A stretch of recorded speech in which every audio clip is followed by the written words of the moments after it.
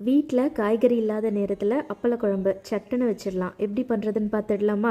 அதுக்கு ஒரு கடாயில் 4 ஸ்பூன் நல்லெண்ணெய் சேர்த்துக்கோங்க. எண்ணெய் காஞ்சதுக்கப்புறமா கடுகு, வெந்தயம், 4 மிளகு, 15 சின்ன வெங்காயம், 6 பல் பூண்டு பொடியாக நறுக்கி சேர்த்துருக்கேன். இதோட ஒரு பச்சை மிளகாய் கீரி சேர்த்துக்கோங்க. வெங்காயம் நல்லா வதங்கினதுக்கப்புறமா 2 தக்காளி ஃபைன் பேஸ்ட்டாக அரைச்சி வச்சுருக்கேன். அதையும் இதில் சேர்த்துடலாம். தக்காளி நல்லா வதங்கினதுக்கப்புறமா மசாலா ஐட்டம் சேர்த்துடலாம். தேவையான அளவு உப்பு, 2 ஸ்பூன் குழம்பு மிளகாய்த்தூள், 1 ஸ்பூன் காஷ்மீரி மிளகாய்த்தூள், 1/2 ஸ்பூன் மஞ்சள் தூள் சேர்த்துட்டு எல்லாத்தையும் நல்லா கலந்து விட்டுருங்க. மசாலாவோட பச்சை வாசனை போய் எண்ணெய் நல்லா பிரிஞ்சு வரணும். அது வரையும் நல்லா குழம்பு கொதிக்கட்டும். மசாலாவோட பச்சை வாசனை போனதுக்கப்புறமா ஒரு பெரிய எலுமிச்சை சைஸில் புளி கரைச்சி வச்சுருக்கேன். அதையும் இதில் சேர்த்துடலாம்.